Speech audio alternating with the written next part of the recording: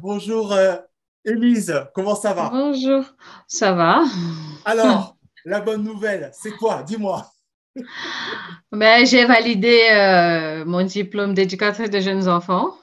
Ok, super. Voilà, je suis passée devant le jury le 19 avril, Oui, ok, très bien. voilà, à 11h30, Oui, à Noisy-le-Grand. d'accord. Comment ça s'est passé? Dis-moi. Euh, il a fait très beau ce jour-là, Oui, très bien. donc voilà, c'était plutôt de bon augure. Je suis arrivée, il y avait deux immeubles. Le plan était très bien indiqué, donc j'arrive. Je suis arrivée 1 heure et demie à l'avance Très bien. parce Oui, qu'avec les perturbations en ce moment, voilà, c'était pas le jour où il fallait arriver en retard. on est Donc d'accord. j'arrive, je signe ma convocation, je m'installe dans la salle et je continue à lire mes notes. D'accord.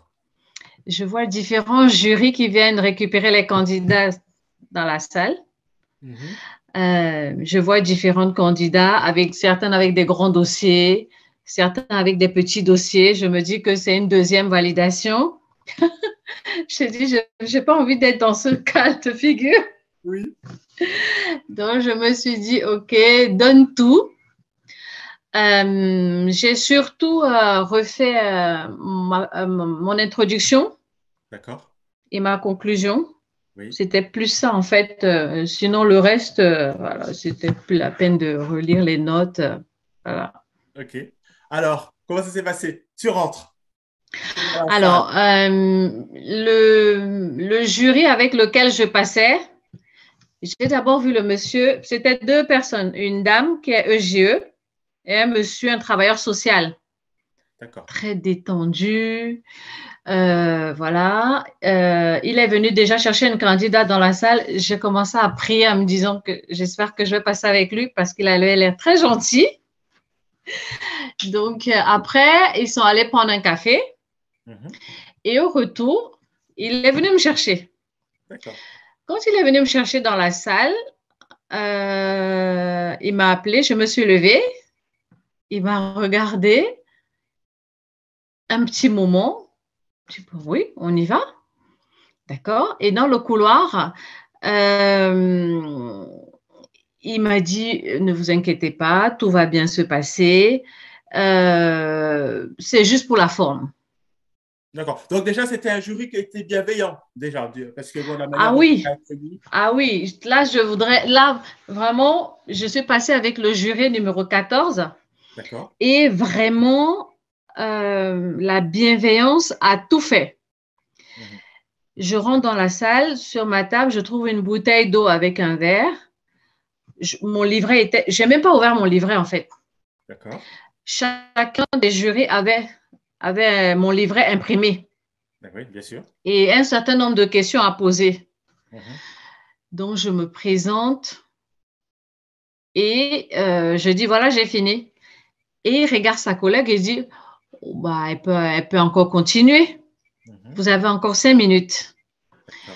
Donc, j'ai continué, j'ai bouclé.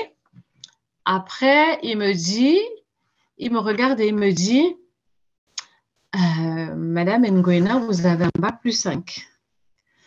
Je lui dis oui. Il me dit, vous êtes retourné tout en bas, repasser un diplôme. Je lui ai dit oui, de toute façon, on n'est jamais arrivé. Je suis guidée par, je voudrais être épanouie professionnellement. Oui, oui. Mhm. Donc oui, je suis repartie de zéro et j'avais besoin de voir différentes étapes parce que là où je voudrais arriver, j'ai besoin de connaître les différentes étapes Mhm. avant d'arriver là où je vais être. Donc il dit, OK, très bien. Il m'a interrogé beaucoup sur Montessori. Oui. Il m'a dit, vous avez validé les ambiances Montessori 0, 3, 3, 6, 6, 9 et vous êtes sorti major de la promo. Je lui dis oui. Il regarde sa collègue.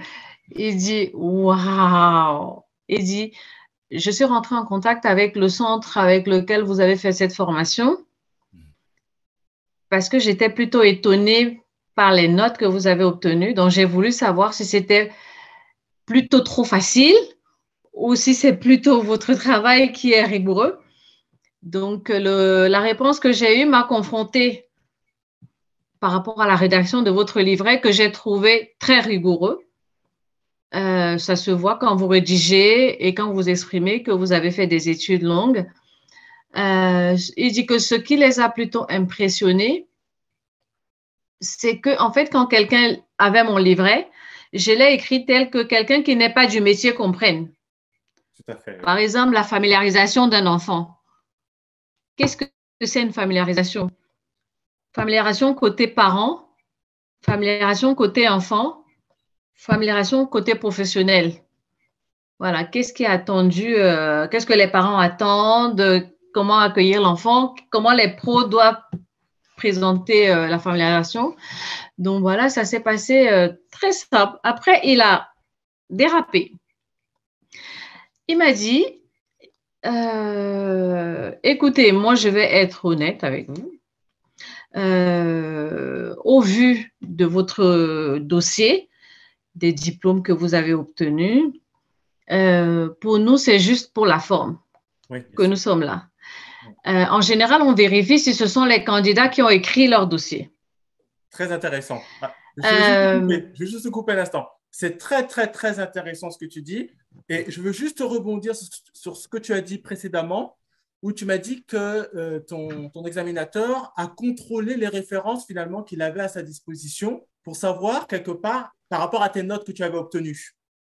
Donc oui. Ça, c'est intéressant parce qu'après, quelque part, il t'a dit oui, il va les voir, valider, voilà. Mais quelque part, c'est peut-être aussi pour valider si oui ou non, réellement, tu as passé cet examen-là, si tu as vraiment eu cette qualification-là. Ça, c'était une manière pour lui de contrôler ce que tu avances. Ah, mais de toute façon, sur mes diplômes Montessori, il y a l'adresse de l'établissement.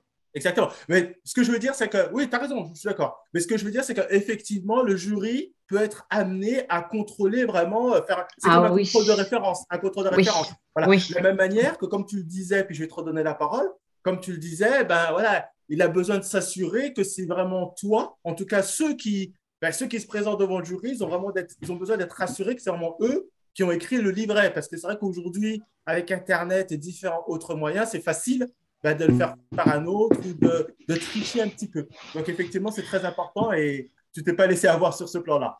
Je trouve que c'est dommage de tricher parce qu'en fait, en trichant, on passe à côté de quelque chose. Peut-être que ce métier-là ne nous plaît pas, mais le fait d'avoir triché, on n'a pas compris que ce n'était pas pour nous.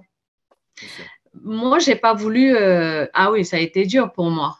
Mais j'ai préféré passer par toutes ces étapes pour comprendre, je suis allée regarder les conférences, j'ai écouté beaucoup vos vidéos. Les vidéos. D'ailleurs, les derniers coachings qu'on faisait, vous me disiez, vous avez regardé parce que en fait, j'ai créé une interaction avec le jury. Voilà, donc j'ai même pas eu besoin d'ouvrir le livret que j'avais. Donc, ça a été très fluide. Il m'a demandé qu'est-ce que c'est la socialisation en douceur. La socialisation, c'est les règles de vie en collectivité pour les enfants. Donc, il m'a demandé… en fait, ce qui s'est passé, c'est que quand il me posait une question, je répondais tellement que leur prochaine question, ils ne savaient plus quoi me demander. Tu anticipais? Sans faire exprès. Très bien, super. Par exemple, elle me disait, voilà, pourquoi, par exemple, dans la petite enfance, on demande aux professionnels d'être positionnés à des différents endroits. Je lui ai dit, par exemple, ça fait référence au livre de Anne-Marie Fontaine, Le phare. L'enfant a besoin d'être soutenu par le regard. Il a besoin d'avoir un phare à côté de lui qui le guide. Il y a différents phares aussi. Il y a des phares qui interviennent tout le temps dans le jeu de l'enfant. C'est pas bon. C'est l'enfant qui guide son jeu. Donc, dans la prochaine question, quand elle me dit, qu'est-ce que vous avez lu comme livre? Elle me disait, je sais déjà. je voulais vous demander ça, mais vous avez répondu Anne-Marie Fontaine, Catherine Guéguen, donc je ne sais même plus quoi vous demander comme question. C'était drôle, quoi. Donc, j'ai une question à te poser. Si tu avais un conseil par rapport à ton expérience, si tu avais un conseil à donner à ceux qui vont regarder cette vidéo, qu'est-ce que tu dirais Ben, par rapport à ton expérience? je leur dirais d'être vrai D'accord. et de ne pas fuir la difficulté. Mhm. Parce que quand je suis arrivée devant le jury, j'ai eu l'impression que c'était trop facile. Mais j'ai eu cette impression parce que je me suis préparée. Tout à fait. Parce que mon centre de formation a mis un peu de temps et je me suis dit, il faut que je trouve un coaching pour avancer, pour comprendre ce que le jury veut dire en me posant telle ou telle question qui peut me paraître anodine, en fait, qui ne l'est pas. Donc, quel sens la prendre? Qu'est-ce qu'ils attendent comme réponse? Donc, c'est d'être rigoureux, en fait. Voilà. Mais je ne sais pas si ça s'apprend. Je pense qu'on l'est ou on ne l'est pas. Voilà. C'est vrai. Mais on peut tendre quand même vers la rigueur. Oui, on peut tendre, mais c'est vraiment, il faut faire un vrai travail sur soi. Ouais. D'accord. Par rapport au coaching, aux différents échanges qu'on a eus, bien évidemment, qu'est-ce que ça t'a apporté? Est-ce que ça t'a apporté quelque chose et est-ce que tu peux expliquer un petit peu? Ben, le fait de comprendre qu'il fallait créer une interactivité avec le jury,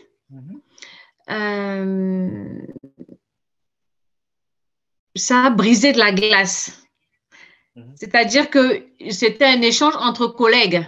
Bien sûr. Tout à fait. Ce n'était plus le jury. Bon, bien sûr, je restais à ma place, hein. Mais le fait de l'apprendre, par exemple, quand tu m'as dit un jugement de valeur. Oui. Comment vous pouvez nous expliquer l'expression un jugement de valeur? Donc, je lui ai dit, mais quel jugement de valeur? Le vôtre, celui de votre collègue, par rapport à votre éducation, à mon éducation. Donc, il y a plusieurs valeurs.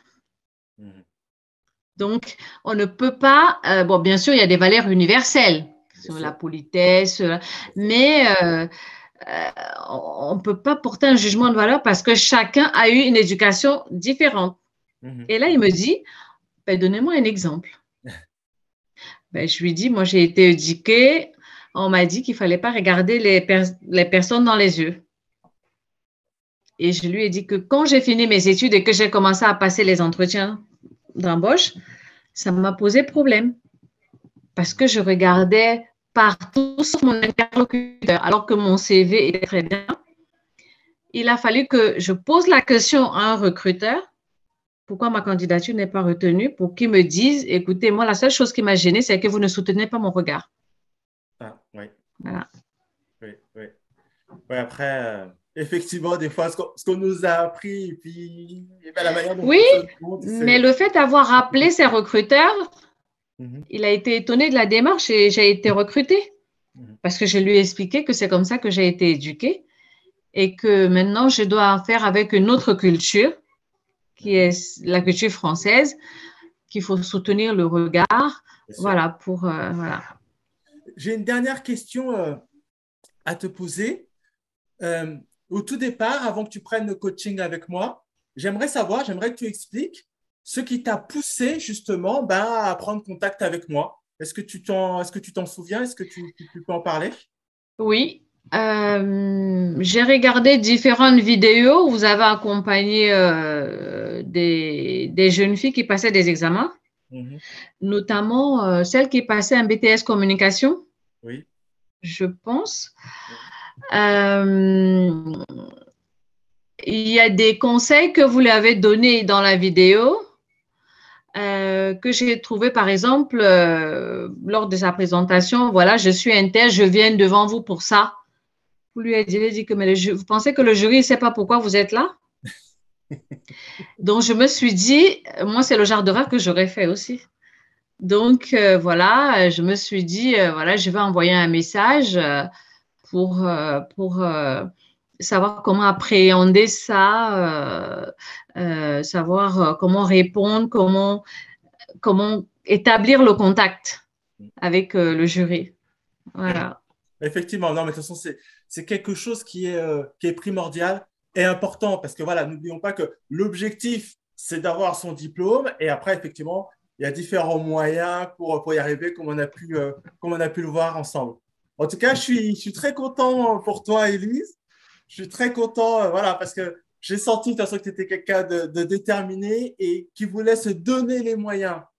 Et Oui. ça, je l'ai senti et voilà, je suis très, très, très, très content en tout cas que tu réussis, que j'ai pu t'apporter aussi mon soutien, ton aide, que j'ai pu te pousser un peu dans tes retranchements aussi parfois. Oui. Mais Mais, moi, ça ne m'a pas dérangé parce que c'est comme ça que je fonctionne. super. En tout cas, merci beaucoup également de t'être prêté à cette interview et on te souhaite une bonne continuation dans ta Pas de carrière professionnelle. problème. Je pense que peut-être qu'on n'a pas fini de travailler. Je vais postuler en tant que directrice adjointe. Et au bout d'un an, je vais tenter le Caférius. Très bien, excellent. Donc, c'est sûr que je reviendrai vers vous. Bah, figure-toi qu'actuellement, j'accompagne une personne qui passe le CAFDES. Donc, Ah oui, d'accord. Ah oui, donc là, d'accord. voilà, sur la partie livrée 2, donc voilà, je pourrais t'accompagner également si jamais tu en ressens le besoin. En tout cas, merci D'accord. beaucoup. Et puis donc, on se dit à bientôt. À Ciao, ciao. bientôt. À bientôt. Merci, Patrice. C'était un Au plaisir. revoir. Au Au revoir. revoir.